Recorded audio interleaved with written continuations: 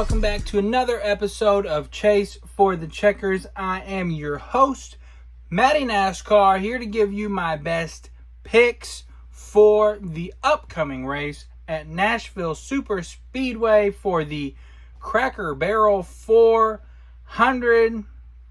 Sounds like my kind of race. Couple things that I do want to get into before we go into Nashville. First, I just want to say, apologize for being kind of all over the place with videos lately. I know I haven't got some of the shorts out that I wanted to. Article was late, so just a couple different things. Obviously, holiday kind of messed some things up. The unfortunate passing of Kyle Busch last Thursday. Didn't put a video out except for just kind of a little thoughts on Kyle type of thing. So just a little all over the place. I apologize for that. Looking forward to getting back to a regular schedule with you all. And, you know, it's kind of what we are all doing here.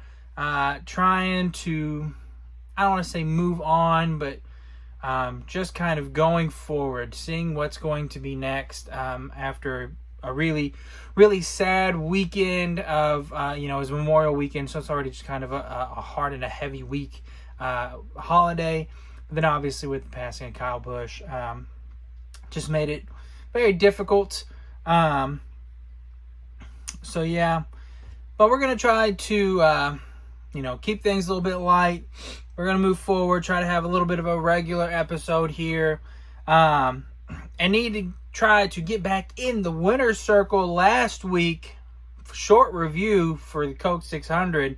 It was a dud. Our first dud that we've had this year. Didn't get anything. Now we had Denny Hamlin and Christopher Bell to win, and that looked like it was going to be really, really good until it wasn't, until Mother Nature had other ideas. So, yeah, I keep watching this back here. If you see my eyes, the Indiana court, I don't have it hanging on anything. It's just kind of nudged in between a wall and that. So there's a good chance that it just falls at some point during this video. So just kind of keeping an eye on it. Anyways, so we are on to Nashville. We've only been here like 5 times. Haven't been here very much. We've had a different winner here every time. Toyota has never won here. Although you'll see some stats later that it's not that they haven't been good here, just haven't won here yet. So it'll be interesting to see. It's a concrete track, short track, kind of compare it to Dover, but not really.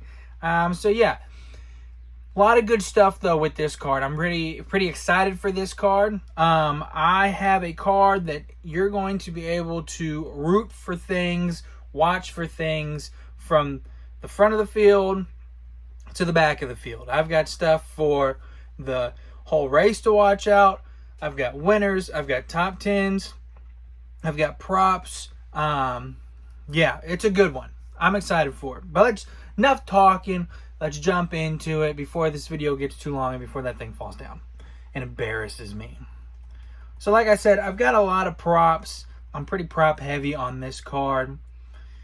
First prop I have is laps led over 115.5. I got that at minus 115 on Caesars.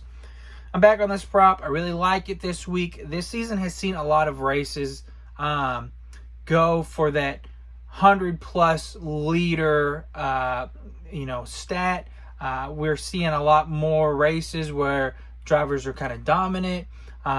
With how fast the Toyotas have been, we're seeing a lot of races where, teams just seem to be figuring it out more. The farther we get into this next-gen car, we're starting to see less and less of the people are coming and going. We're seeing a lot of those big teams really succeed and kind of just put their foot down and run really well from the get-go. So with that being said, I like this a lot because of that. But also just looking back at it in the next gen era, the lead or the most laps led by a driver has been 114, 99, 131, and 139. So almost hit that 115 3 times. Of course, it's only hit it twice, and that was in the last 2 seasons. Again, with just how fast Toyota has been and some of these other cars, I think Toyota's going to be fast again this week. And I think that we see a driver really just come out there and dominate. And at these type of tracks, I think it's going to happen. And that leads me into my second pick. It is drivers to lead a lap under 9.5, minus 115, also on Caesars. I don't usually like to take both of these, but it makes sense that if you have somebody who is leading a lot of laps, that means there is less chances for other drivers to lead a lap. So, in the next-gen stats here, we have in 2022, 7 drivers led a lap. 2023, 12 drivers. That's also when it was only 99 laps total led by a driver. So you can see how that kind of corresponds. And 2024, 9. 2025, 9 drivers to lead a lap. So it's been pretty close the last 2 years. But again, I think we're just going to see somebody come out there and lead, 150 laps plus maybe. So I really like this one. If I had to pick of which I am the least confident in between those two props, it would be drivers to lead a lap, just because it's been pretty close the last 2 years. So if you don't want to do both, I personally would lean more towards the laps led and not drivers to lead a lap, but I still feel pretty confident in this under 9.5 drivers to lead a lap. Going on to the next prop. This is where we're going to start filling in that middle of the field and that kind of rear end of the field, where you're going to be able to root for drivers in the whole pack. Now, I do think this guy in particular has a good shot to be top 10. I looked at his top 10 number, but ended up going with Ryan Preece, Group D winner, plus 240 on Caesars. In this group, he's going against Alex Bowman, Corey Heim, and Austin Cindric. Out of those 3, Austin Cindric gives me the most worry. Penske seems to have maybe found some speed. And the next guy would be Corey Heim. Who knows what he's going to do. But here's why I'm really confident in Ryan Preece. Preece has a 16th place average finish here. Bowman's average finish is 25.8. Cindric's is 16.8, and Heim is 33 overall. Preece has been more consistent this year than the others, in my opinion. Of course, you can really only compare him to Cindric because Bowman's been out for a couple races with his medical stuff. Then Corey Heim, of course, for whatever reason, is not full-time yet, so he's only ran, 2 or 3 races or something. But I think where that is an advantage for Preece, because he has been consistent. RFK has been pretty good. They've been consistently, in that 8th to 15th range, where I think as long as he can finish there, he's got a good chance. And as far as the average finishes, Cindric is the closest to him. Cindric in that Penske team, again, that would be the one that I'd be the most worried about. But he's kind of had a bad luck bug, Cindric has here lately. So I like that at plus 240. It's a little bit more juice other than the top 10. So I went with that one. And he doesn't have to finish top 10. He's just got to beat 3 other guys. That could happen in one wreck. Who knows? With Corey Heim being a rookie, not having great average finishes here. Not a whole lot of confidence in it. Again, he's very talented. He's going to be in a fast race car, I'm sure. So that could make me eat my words. But I'm trusting Preece, who has just been very consistently good. Moving on to my next pick. This is where the hat comes in. This is where we round out the whole field. I've got Noah Gragson. Gregson? I never know. Group G winner, plus 280 on Caesars. In this group, he is going against Austin Hill, Ricky Stenhouse Jr., and John Hunter Nemechek. This one is a little bit of a selfish one. I just want to root for Noah. I like Noah. He was kind of the Carson Hocevar before. Carson Hocevar, except Noah doesn't. Noah, if for whatever reason you are watching this and this gets to you, first of all, what's up, man? Second of all, I do not mean any disrespect by this. I promise you. He just doesn't have the same results as Carson has had. He hasn't been able to run up front and with, the same speed that Carson has had, which stinks because I think Noah would be as over as Carson is, if not more, if he had a little bit more success. Again, Noah, nothing personal. I'm sorry if for whatever reason you somehow see this. But, so it's a little bit of a selfish one because I just want to root for Noah. I like these ones where you can root for guys that are, not your win contenders or even really your top 10 contenders probably. It's just fun. It makes you be able to look at everything in the field, keep an eye on just different stuff that you wouldn't normally be keeping an eye on. But there is a little bit of stats to back this up too. It's not just a play that I'm making with my heart. It is a play that I am making with my brain as well. Let me tell you about it. In this Nashville Superspeedway race, Noah Gragson has a better average finish than Ricky and John Hunter Nemechek. Of course, Austin Hill's making his first start here. So as much as I would love Austin Hill to do well, let me touch base on this. I hope he does well. Very tough situation that he's being put in, especially when RCR has unfortunately had to do this before, and the guy who replaced the legend ended up being a Hall of Famer legend himself. So that's even more like just incredible pressure. So Austin Hill, I feel for you, man. As much as we might have always, given you grief, I'm sure everybody can 100% say, like, we hope you do well, and just best of luck. But with that being said, I do not think, based off of what we saw last week, which last week was a bit of a different animal, I just don't see him doing well. So, take him out of it. Ricky Stenhouse Jr., John Hunter Nemechek. John Hunter Nemechek has an average finish of 29th. Ricky Stenhouse Jr. has an average finish of 26.8.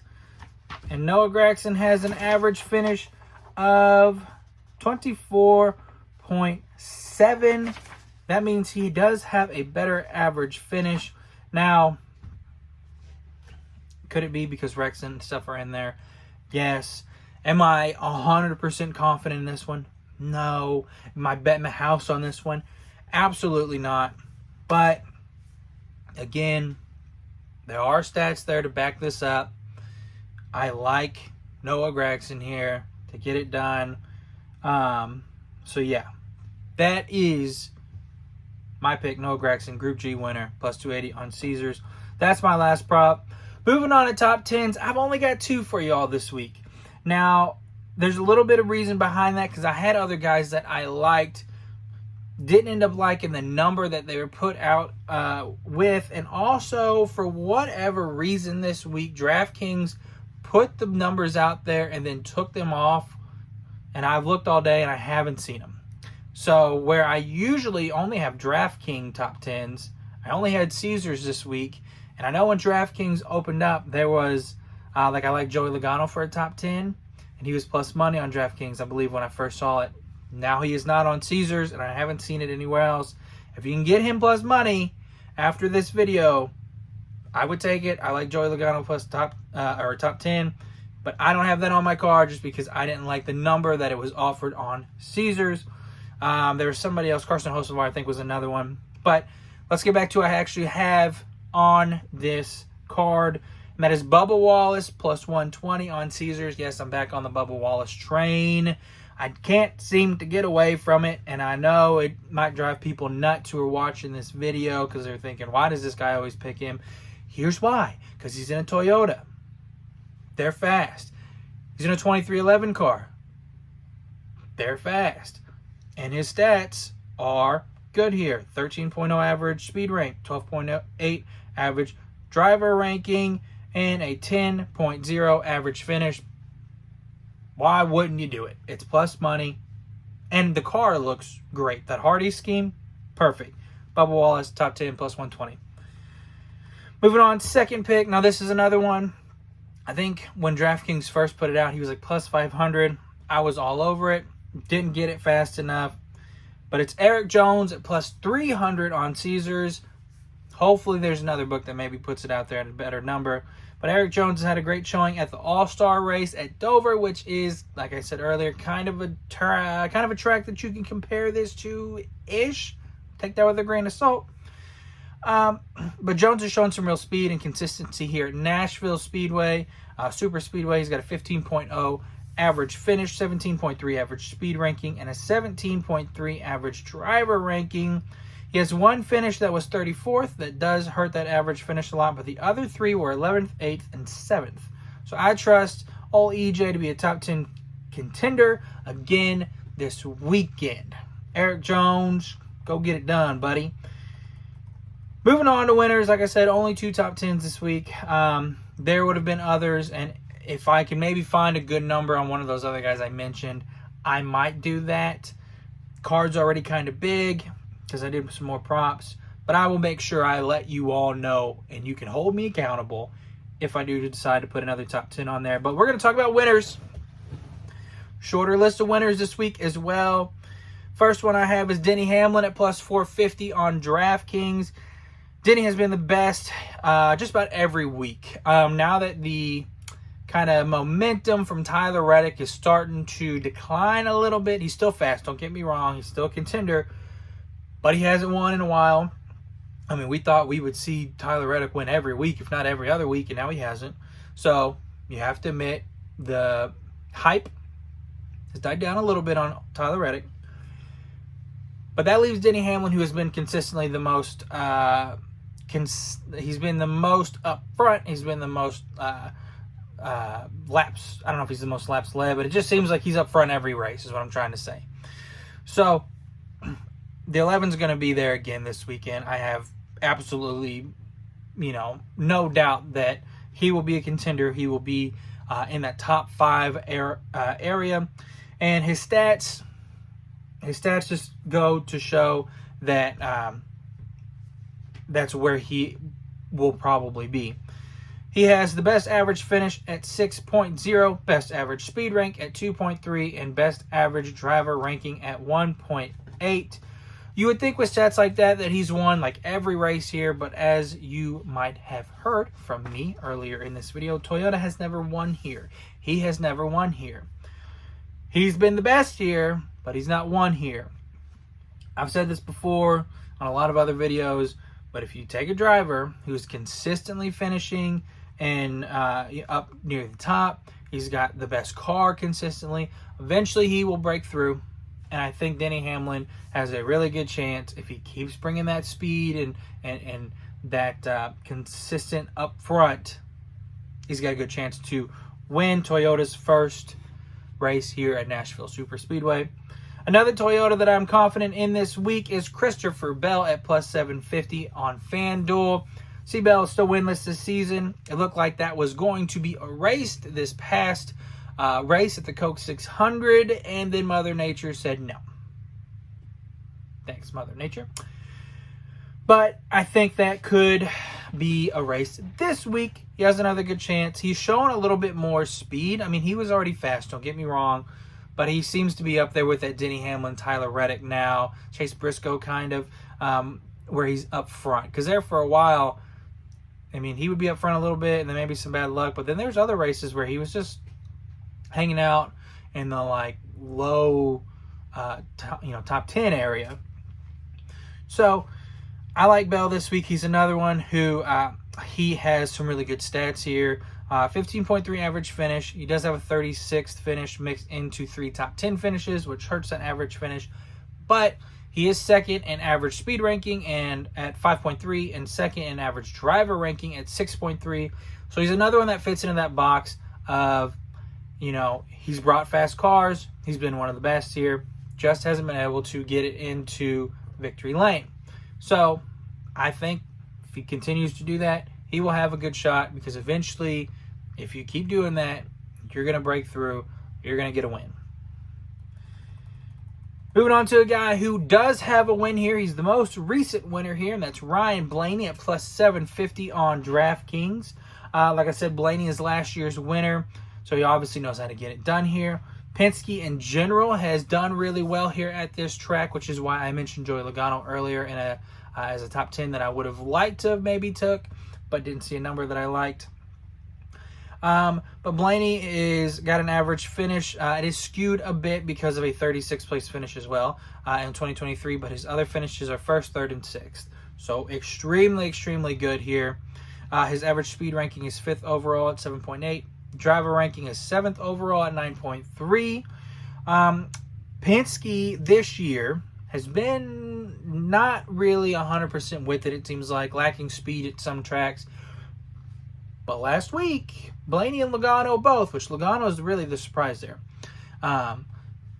Blaney and Logano both had a lot of speed, it seemed like, had a really good finish at the Coke 600.